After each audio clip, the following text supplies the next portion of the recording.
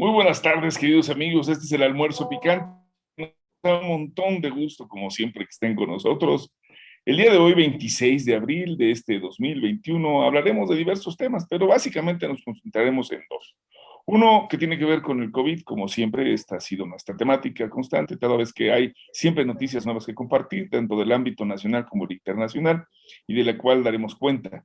También analizaremos las decisiones recientes del Congreso de la Unión, particularmente aquellas que tienen que ver con temas, pues, de obviamente trascendencia, que van desde el asunto que ustedes ya han escuchado aquí mismo, de la Suprema Corte, también otros que son de más nuevo cuño, como el del outsourcing, que se hizo y se abusó de ella, y también, pues, de otros que están como las decisión si se no abordar el tema de los biométricos y desde luego la reforma energética.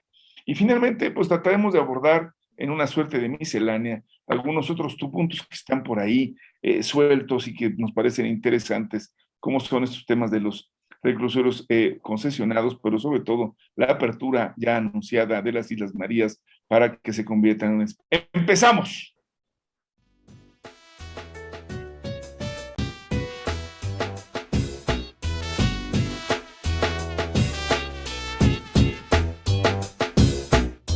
Bien, pues como estábamos, vamos a arrancar tiempo y aquí tenemos a nuestro querido Sigifredo Rodríguez, que nos va a hablar ampliamente de qué está pasando con los comportamientos y que, pues ya anunciaron en algunos casos, como es el Estado de México, entra a fase de semáforo amarillo y nosotros nos quedamos, digamos, en el bordecito de eso.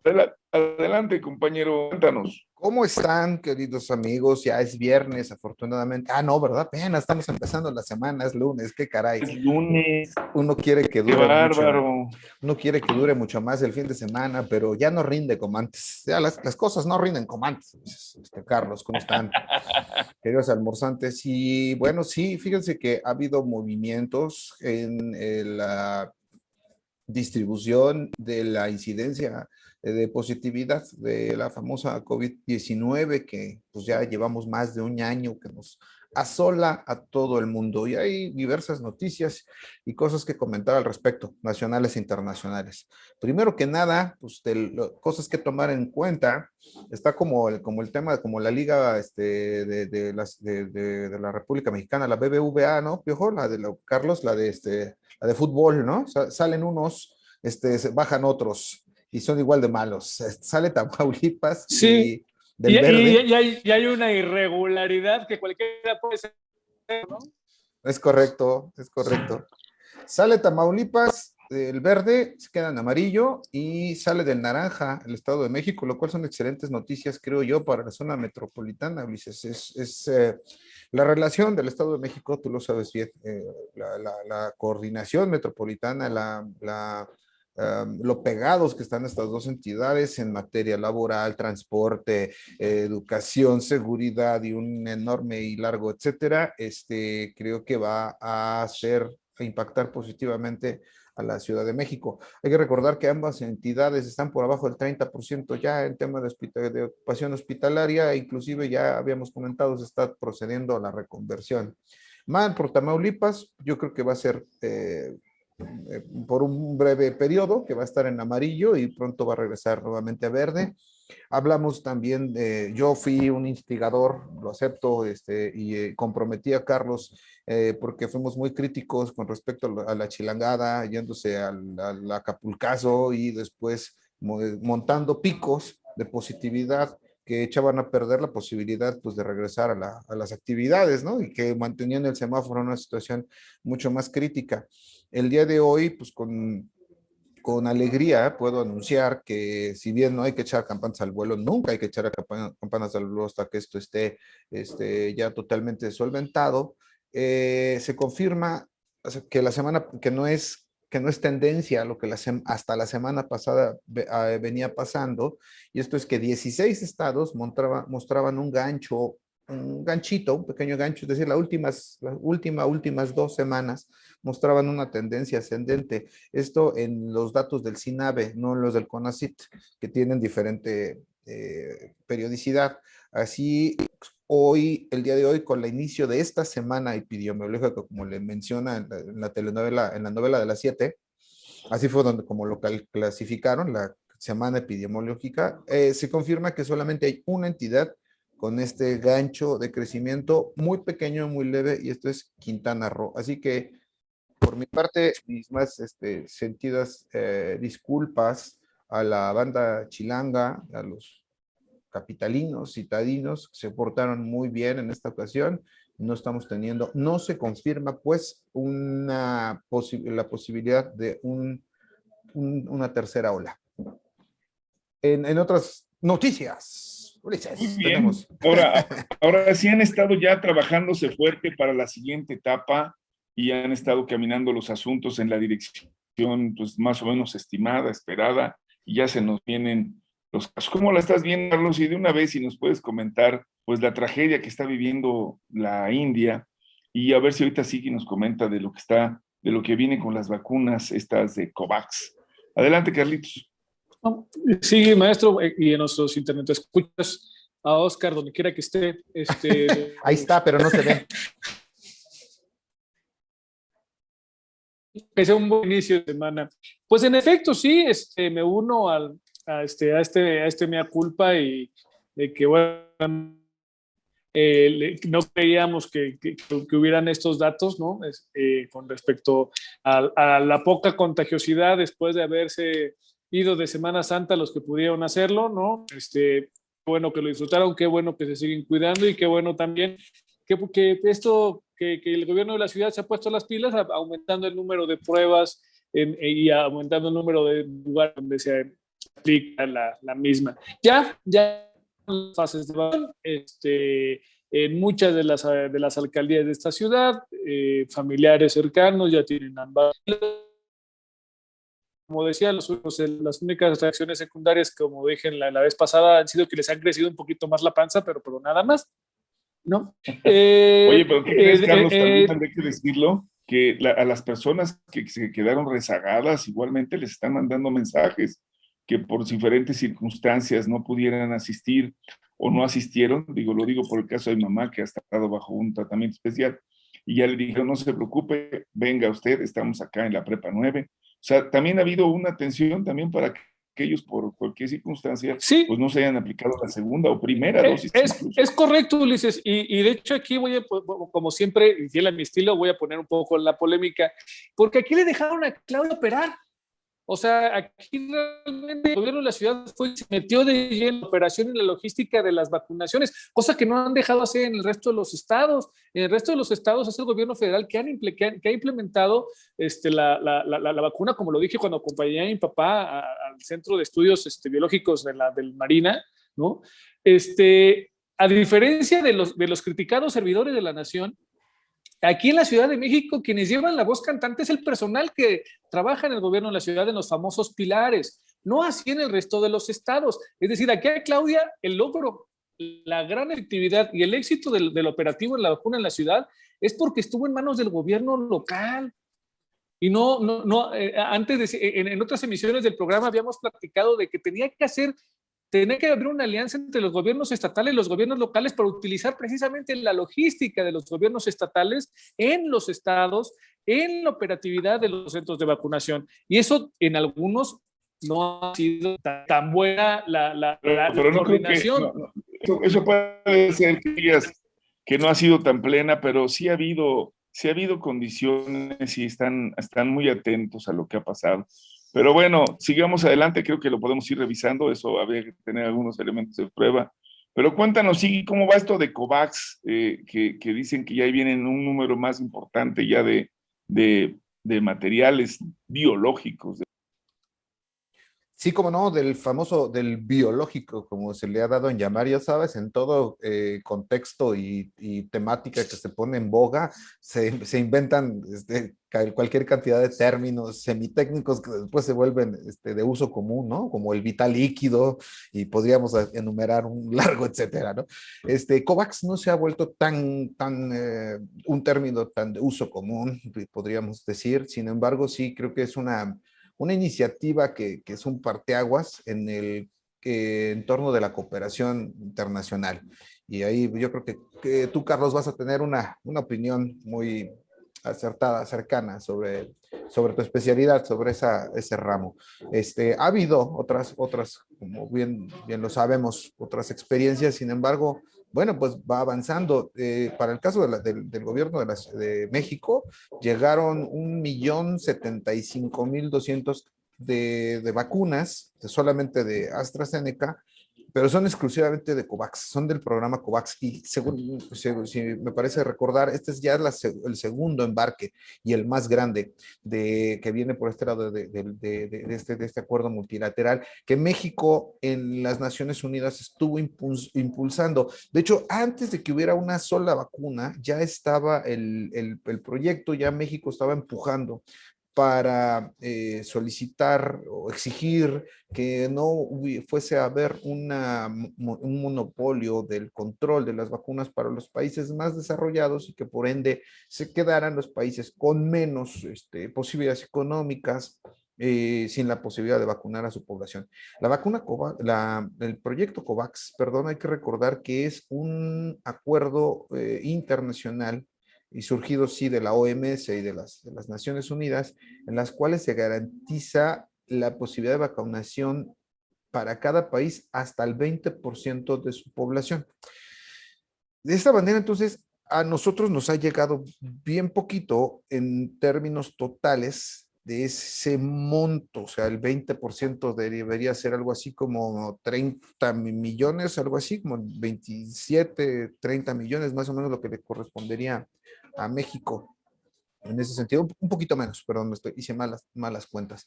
Así que todavía estamos en espera de que llegue más. Y una gran crisis que está sucediendo en India, ahí sí, ¿cómo la ven? Está cañón, porque India produce vacunas, es uno de los pocos países en el mundo que está produciendo vacunas y está sumido en una crisis terrible. Hasta ahí la dejaría el comentario. Sí se les convirtió en un problema, se fue como un problema de carácter social y desde luego de su estructura pues religiosa y otras cosas, ¿no? Carlos, cuéntanos, ¿tú cómo la viste desde esa perspectiva que conoces? Sí, vamos, el tema no es escasez de vacunas en el caso concreto de la India, ¿no? Sino también una deficiente infraestructura hospitalaria, ¿no?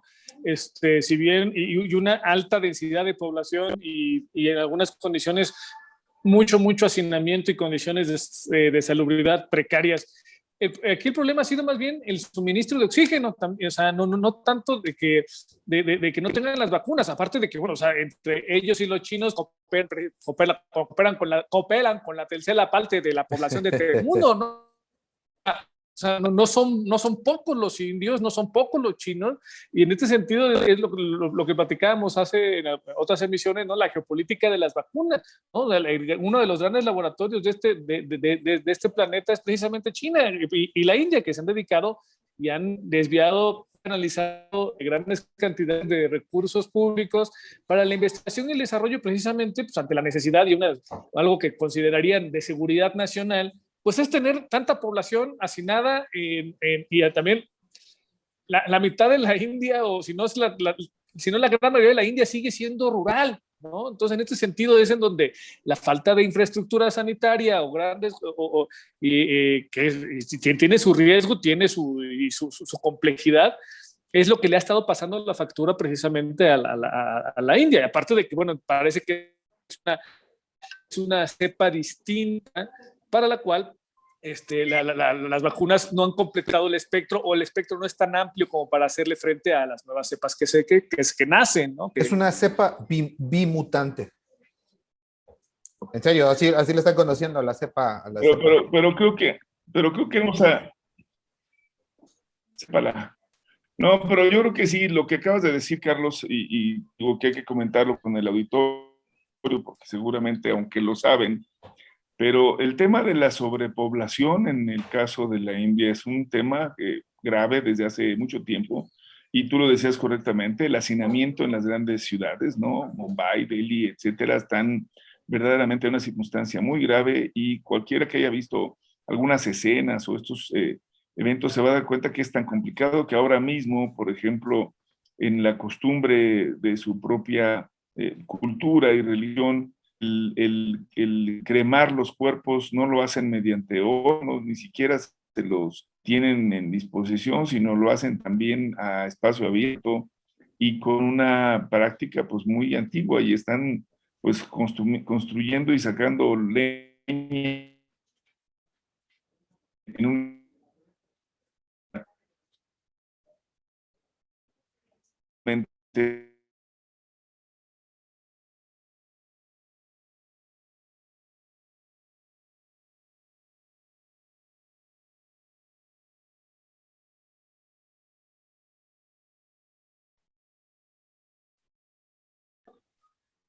Oh, ok. Vale, como bien dice el maestro Ulises, quienes hemos tenido la oportunidad de ver cine precisamente de esa región del país, pues bueno, tendremos las escenas de las grandes congregaciones. ¿Eres fan de Bollywood? ¿Eres fan de Bollywood? Bueno, el último es el de, precisamente, ya que hemos tocado el outsourcing, ¿no?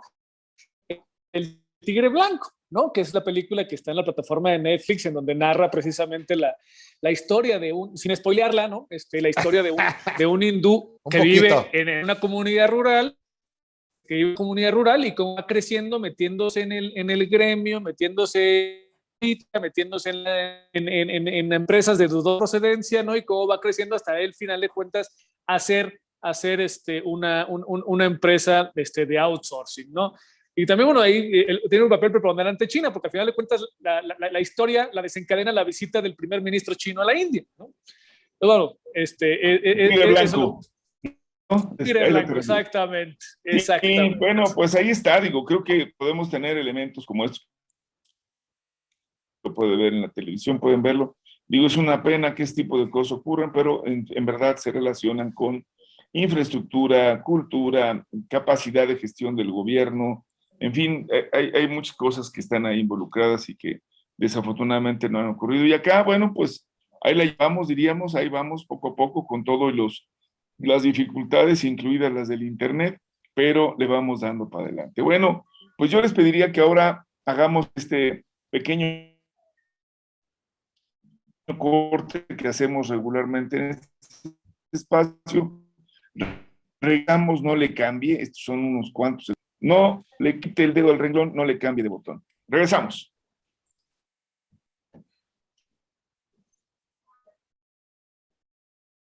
Bien, pues ya estamos de nuevo con ustedes. Un placer, como siempre, que nos estén escuchando y estén trabajando con este esfuerzo que es un esfuerzo de análisis, de reflexiones sobre esos puntos. Y anunciábamos antes de ir al pequeño corte la posibilidad de discutir sobre el tema del Congreso y sus aprobaciones recientes. Y bueno, pues empezaría con una que creo que no hemos platicado aquí y que vale la pena comentar. Y es esta figura que se le llama outsourcing, para hablar de las subcontrataciones de algunos servicios concesionados para diferentes empresas, sobre todo el gobierno, en materias muy específicas, y algunas de otras que también sirvieron, se dice, pues para generar formas de evasión fiscal, que son formas también de elusión, ¿no? Cómo eludir o evadir y cómo hacerse el vivo y decir tenemos tantas empresas, tanta gente, y luego resultan que son empresas inexistentes y que pues desde luego aquellas que existen colocan a los trabajadores en una situación pues de precarización y de poco servicio. Carlos, tú que has estado cerca del tema, cuéntanos la importancia y por qué la resistencia original de tantas empresas a que ya se resolviera este tema del outsourcing. Sí, he sido víctima precisamente del outsourcing desde temprana edad, ¿no? Pues al final de cuentas no es un fenómeno que suceda exclusivamente en la iniciativa privada, sino también en muchas esferas de la administración pública se contrata todavía, exactamente, pero ya de los viejitos. Muchas dependencias gubernamentales siguen contratando bajo este esquema, ¿no? De los prestadores de servicios profesionales, etcétera, etcétera. Se sigue manteniendo el esquema. A resumidas cuentas, mi generación y las posteriores han sufrido en carne propia el estar estudiando, porque vamos, es un fenómeno relativamente reciente, ¿no? En el esquema como estaba planteado. Es decir, yo me contrato con una de las que han sido denominadas nomineras, ¿no? O sea, yo tengo un abanico de candidatos, de posibles trabajadores con ciertos perfiles, ¿no? Y yo los ofrezco estos, que son trabajadores míos, se los ofrezco a una empresa para realizar determinada función. Muchos de los call centers funcionan de esta manera. O sea, uno trabaja o contesta llamadas de una empresa que se dedica a la televisión por cable, por ejemplo, y uno dice, bueno, yo soy un empleado de la empresa de televisión por cable. Pues no, usted es empleado de una empresa a la que esta empresa de televisión por cable contrató para que usted atendiera los teléfonos. O sea, es un esquema interesante. O sea, la empresa para la que uno presta el servicio dice, bueno, Carlos te cuesta tanto. Carlos te cuesta, por decir una cifra, Carlos te cuesta 10,000 pesos. Se me hace la caro. empresa dice, va. Se me hace caro. También, pero bueno, Carlos cuesta 10,000 pesos al mes. Ok, está bien. Y eso es lo que esta empresa para la cual tú prestas tus servicios le cobra a la cablera o whatever, a la tercera empresa. Por eso la tercerización, ¿no? Pero tu patrón, en vez de pagarte esos 10,000 pesos que le dijo a la empresa para la cual está ofreciendo tus servicios, a ti te paga 6, ¿no? Y en ese sentido también, una de las principales complicaciones y aparte te registra ante el Seguro Social con menos de esos 6,000 varos que dice que te paga, ¿no? Entonces era un revoltijo, ¿no? En donde el más perjudicado era precisamente el trabajador, ¿no? Uno, porque se registraba con menos salario del que recibía el Seguro Social, lo cual después repercutía también en las afores o en el retiro de la pensión, etcétera, etcétera. Y solamente por esta tercerización, por haber un vínculo entre el empresario para el cual tú prestabas tu servicio y la tercera empresa, pues el güey nomás te ofrecía, es como los promotores del fútbol, güey, o sea, ni juegan, ni meten goles, y nomás hablan en representación de los jugadores de fútbol y se llevan un chingo de lana, ¿no? O sea, más o menos así, pero a nivel de trabajadores. Desgraciadamente, o sea, la reforma es buena, es muy necesaria. El problema es que la idiosincrasia de los empresarios, y no satanizar a los empresarios, la idiosincrasia de muchos, popularmente, ¿no? Es de que siempre encontramos la forma, ¿no? De encontrar los recovecos legales, ¿no? Para no cumplir con la reforma laboral, en este caso la laboral. Vamos, y es una gran acierto, es una buena propuesta en el sentido de que si ya el Estado también reconoce de que él contrata mediante esta figura y lo deje de hacer, de entrada lo considero positivo, ¿no? ¿Tú cómo la ves, mi querido Sigi? Aunque yo sé que tú no has sufrido de estos vaivenes de la despierte, doctor. De la subcontratación. Está bien, está bien. Sí, acepto que me ganaste un poquito. Pero no he sufrido. No he sufrido de los vaivenes de la subcontratación porque me ganó el puesto de cerillo ahí cuando éramos morros ahí. Carlos, exacto, porque entonces, no te han contratado, es lo que te iba a decir. ¿no? Porque la parte de la cultura no ha sido necesaria y entonces, bueno. Este es el lumpen. Se vive de lo que te dan en las esquinas y cosas. Más abajo de la subcontratación está el lumpen, justamente donde no hay recursos y donde se vive del... ¿no? La aprobación de este tipo de medidas, de la anulación de este tipo de medidas, ¿cuándo se va a reflejar? ¿Cómo se va a transmitir esa idea? De hecho, ya está aprobada. O sea, ¿habrá ya nuevos contratos? ¿Se podrá tener una nueva fórmula de trabajar? Sí, pero déjame decirte una cosa. Si entran en vigor, ya tiene transitorios, como todas las leyes, las cuales tendrán que tener su cumplimiento, publicación, luego su reglamentación, etcétera, etcétera, ¿no? Sí, ahí ahorita nos va a decir, Carlos trae ahí el dato preciso, pero no, sí, son 3 meses. Eso, son 3 meses, están los transitorios, ahí está. Bueno, exacto. Sin embargo, sí hay algunas cosas ya, Carlos, que entran en vigor inmediatamente, que son lo que tiene que ver con lo que rige a lo que puede ser o que está haciendo, que sí tiene retroactividad. Por ejemplo, el establecimiento de algunos de los contratos y que, déjame decir una cosa, estaba siendo violatoria desde antes. Buena parte de la actividad comercial o laboral de alguna de estas empresas que no respetaba los procesos. Y, por ejemplo, en el caso de que no podía una empresa subcontratar la totalidad de su actividad principal o de la totalidad de sus actividades. De hecho, no podía subcontratar la totalidad de su actividad principal y sin embargo había empresas que subcontrataban la totalidad, todo lo que hacían. Eso ya entra en vigor, eso queda en firme y no se va a poder hacer y se va a tener que revisar en cada uno de los contratos, porque, insisto, era violatorio inclusive de la anterior ley. ¿Qué cosas van a tener impacto? Lo que sí creo que es importante, ¿no? Ya son algo así como 900 millones que se van a repartir de nuevos con respecto a las utilidades, porque en la mayoría de los casos de estas empresas, como lo refirió Carlos, estas, ¿cómo se llaman? Las de raya, ¿cómo lo dijiste? No mineras. No mineras. En el caso de las no mineras, pues lo primero que se pierde es la totalidad de los derechos, la casi totalidad de los derechos de los trabajadores que se encuentran en esas enormes listas y que les surten a muchas empresas. Por lo tanto, entonces, ni seguro social, ni otras prestaciones y, por supuesto, pues no al reparto de utilidades. ¿Qué va a implicar esto en el mediano y largo plazo, Ulises? Pues va en primera que vamos a tener una gasto de circulante mayor con lo que van a recibir estas empresas. Y por último, lo que quisiera reflexionar acerca de esta entrada es que la reacción de algunas de las cámaras tuvo que ser necesariamente en pro y en apoyo de una medida y modificación como estas, ¿no? Y entonces terminaron diciendo, pero es que nosotros siempre hemos estado en contra de las empresas que no cubren y no cumplen.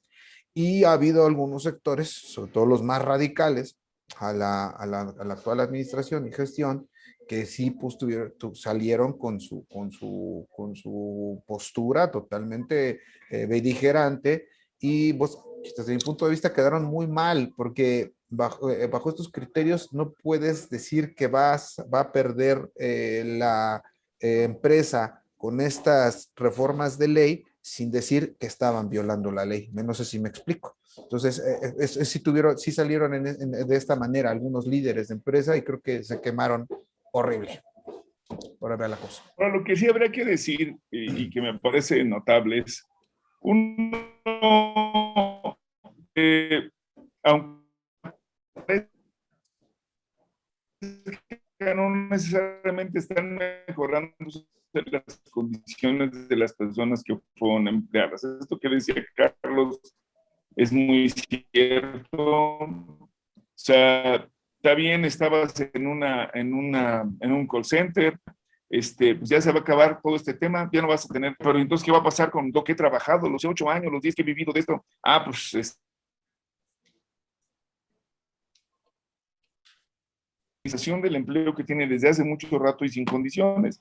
Y había que decirlo que además hay fuentes de trabajo que han tenido desde hace rato sin capacidad de poder ser ni siquiera pensados como sindicalizados. Los que son despachadores de las gasolinas, los que son los repartidores de pizzas, los chavos que trabajan para estas empresas de comida rápida, la cantidad de empleo que existe ha sido realmente algo que no está resuelto y que valdría la pena meternos a una dinámica en la cual, pues de alguna forma, hacia el futuro se pudiera resolver.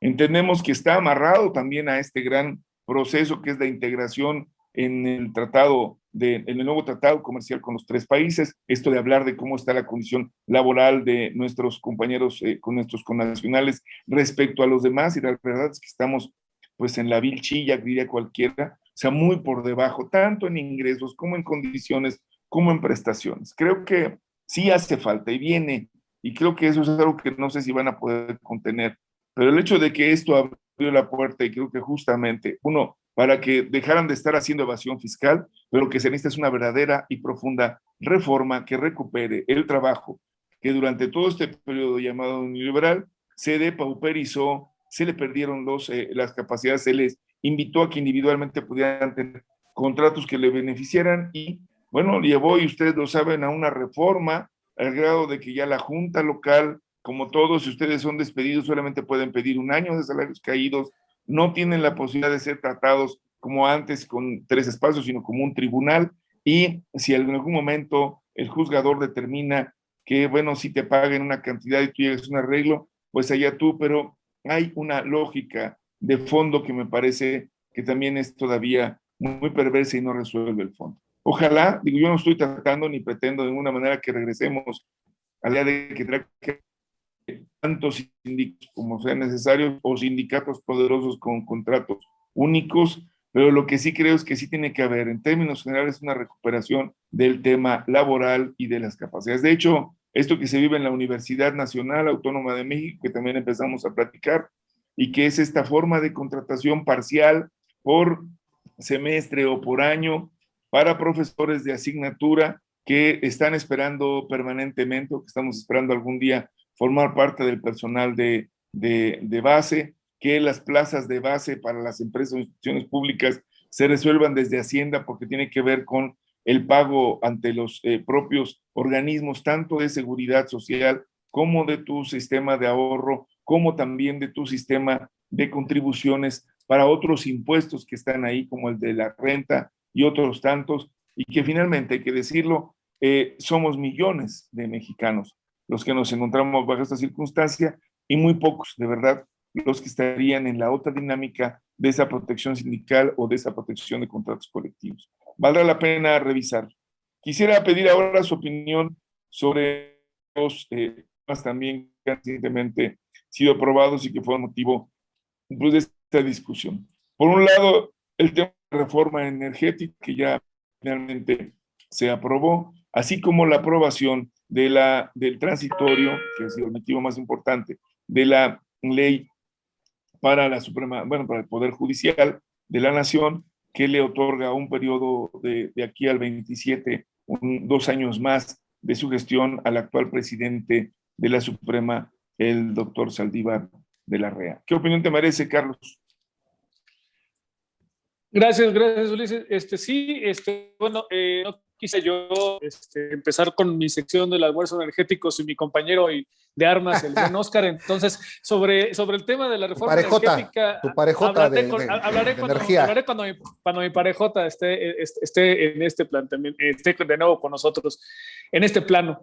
Entonces, en este sentido, yo quisiera empezar el periodo ordinario de sesiones se acaba el viernes, ¿no? Entonces, esto que estamos viendo, esta especie de vorágine con la aprobación de todas las reformas o la promulgación de todas las leyes que se consideran de cierta manera estratégicas, puntales para dentro del programa nacional de desarrollo y lo que a final de cuentas Andrés Manuel vendió como plataforma política desde el 18. Los desafueros, Carlos, ¿no? Exactamente. Ya no van a alcanzar para el periodo ordinario. A lo mejor no alcanzan, ¿no? Pero entonces en ese sentido es por eso que estamos viendo esta vorágine. Lo dije aquí, veo mal, no me gusta el transitorio, no, en el sentido de que solamente Saldívar puede llevar a buen puerto la reforma y el resto de los otros 10 ministros son unos buenos para nada, ¿no? Que no pueden hacerlo, ¿no? Si bien ya Andrés Manuel planteó hoy que no era en ese sentido la frase, o sea, no dijo lo que dijo, ¿no? Pero bueno, que no era en ese sentido la frase cuando la sacó de su ronco pecho, que no es bodega. El problema aquí es que estamos desviando la discusión. La reforma al poder legislativo era necesaria. No había habido una reforma desde el 94. Se está perdiendo. No estamos discutiendo la carnita, lo que realmente importa de la ley, ¿no? La formación de cuadros, la capacitación, las formas de elección de los jueces. Y seguimos discutiendo. La observancia y vigilancia del cumplimiento de sus acciones y para lo que fueron creados. Y seguimos discutiendo el madruguete de un bueno para nada del senador del Verde, ¿no? Que se le ocurrió meter por debajo de la mesa el transitorio para desviar la discusión.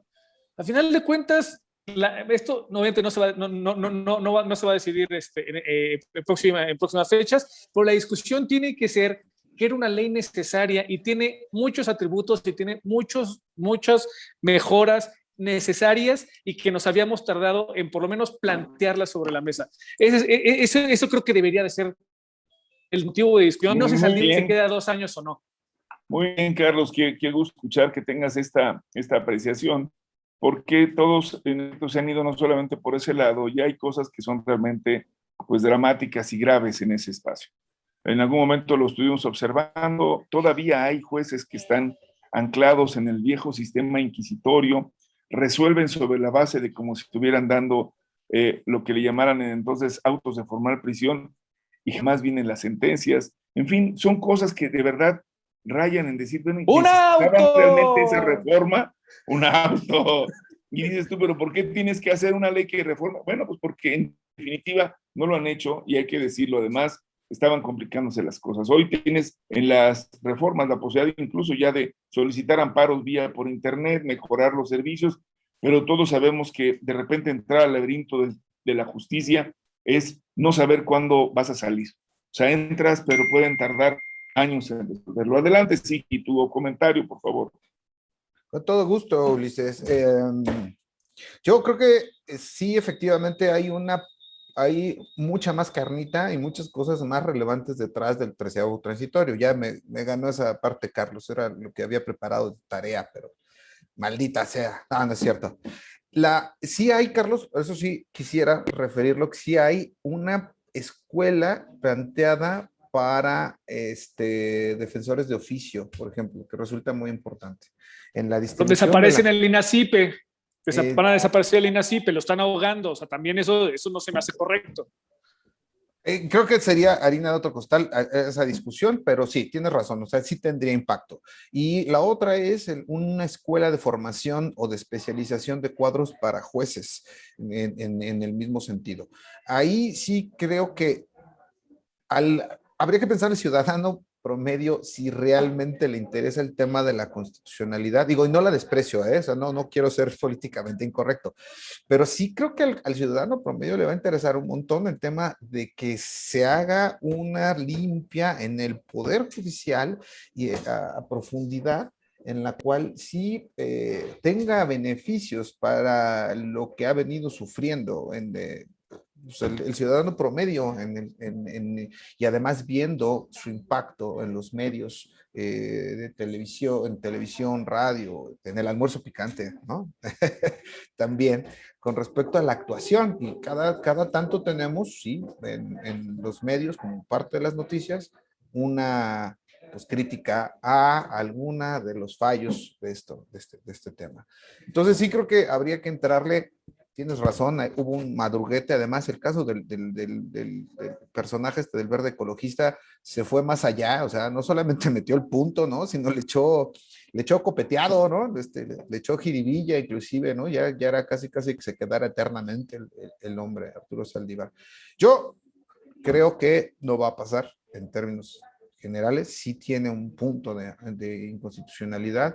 El resto de los otros de las otras actividades, de las otras aprobaciones, el outsourcing de lo que estuvimos hablando, en la reforma energética, sí me parece que también requieren de una revisión más cuidadosa y que también se va a abrir algunas excepciones que quedaron en ambas leyes y que el periodo todavía va a ser intenso en ese sentido. Pues ahí está. Creo que al fin esperaremos a ver qué nomás nos dicen de la reforma energética. Ya también lo habíamos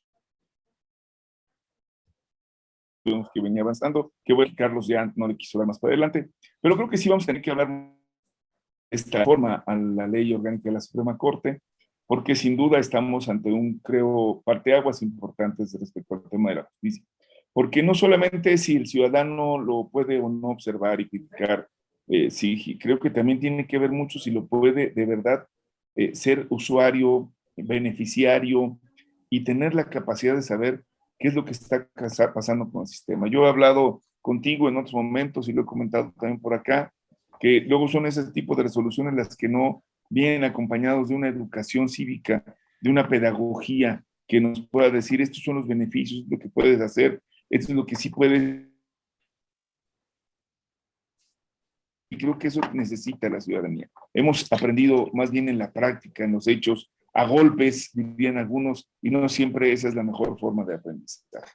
Diríamos además que estaremos pendientes de lo que nos vayan comunicando, porque siguen muchas cosas sin entenderse cuáles son estos tiempos, estos procesos, y tal vez sea algo que este programa empecemos a trabajar y ojalá y podamos contribuir, pues digamos, esto que sería la educación para la justicia. Yo los invito, compañeros, a que estemos atentos al tema, a que usted que está en el programa escuchándonos atentamente nos siga. Hay muchas más cosas de qué hablar y les quiero decir que estamos llegando ya al término del Está. final del programa. Así es que pues les pido que